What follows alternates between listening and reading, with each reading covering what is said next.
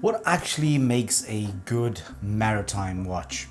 Is it water resistance, legibility, or is it just looking like it belongs anywhere near a boat without immediately being confiscated by the captain?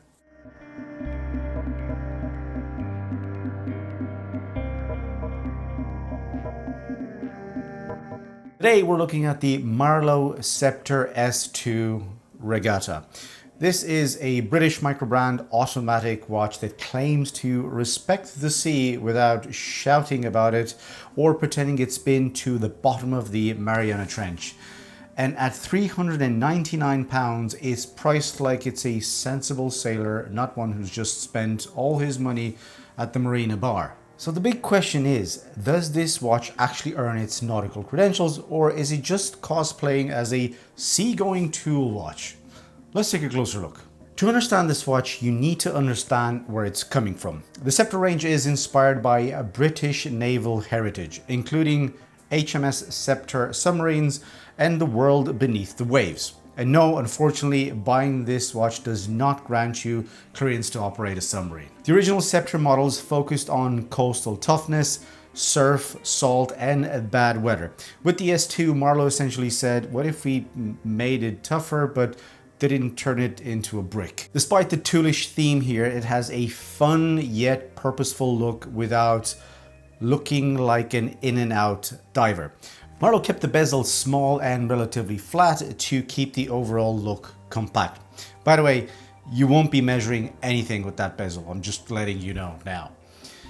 The use of color on that bezel is, on the other hand, genius. It brings a fun theme here that is reflected on the entire line, no matter what variant you go for. On the wrist, the Sceptre S2 wears better than the numbers suggest. The lug-to-lug design and the 48mm magic lug-to-lug distance keeps it balanced and comfortable.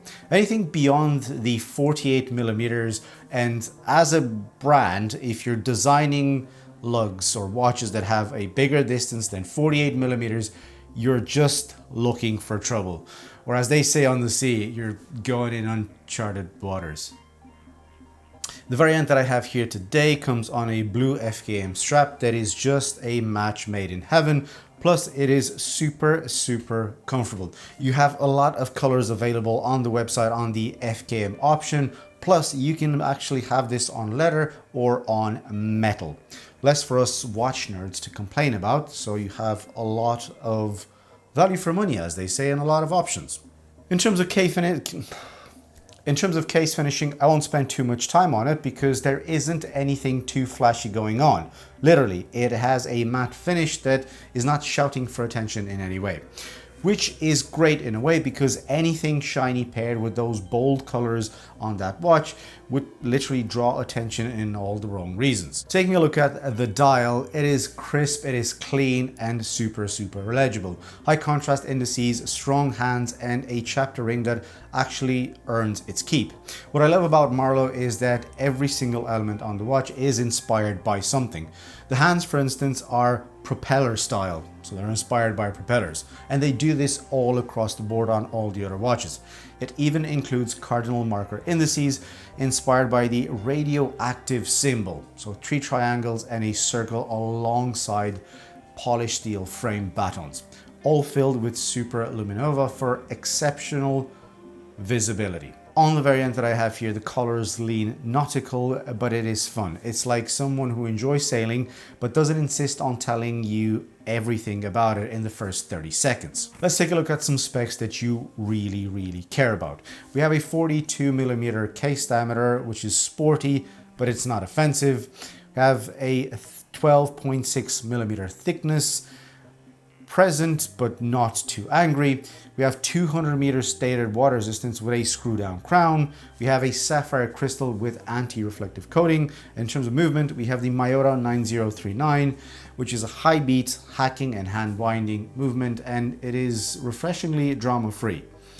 And at minus 3 seconds per day, you really cannot complain about anything, and it doesn't get any better than this. I don't know if Marlowe actually does anything to the movements before, but there you go. If you ask me, any watch with the Miyota 9000 series movement at around €500 is a bargain. The £399/€500 slot is a crowded space if you ask me, but if you get this movement on a watch with those kind of specs, it is still a bargain.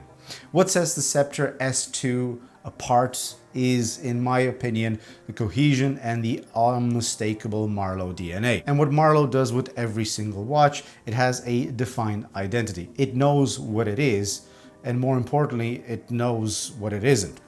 So to summarize it here, what do we have good and what do we have going against it? So in terms of pros, we have strong legibility, purposeful, fun, and fun is in block letters in this case. It has a very fun design, so many colors to choose from, a reliable automatic movement, and 200 meters stated water resistance. In terms of cons, there aren't that many. The lume, for instance, it won't blind anyone. You won't be seeing this in any lighthouses anytime soon. And it doesn't really have to, because I know it's a diver, but you're not going to take this diving. And I can guarantee you that there's enough lume in there so you're able to see it at night for those toilet trips. That's the only thing that you'll be using this for. The other thing that is also considered a con, it's not too flashy by design, but it's not meant to be flashy. So what are my final thoughts here, guys? If you want a watch that respects the sea, respects your wrist, and respects your wallet, the Marloe Sceptre 2 Regatta is worth a look. It's honest, it's capable, and it is quietly confident. With that out of the way, guys, that was my review of the Marloe Sceptre 2. Let me know in the comment section down below what you think about the watch, what you think about Marloe as a brand. Click a like, subscribe to the channel if you haven't so far. It really helps me out. And I will see you guys in the next video. Bye.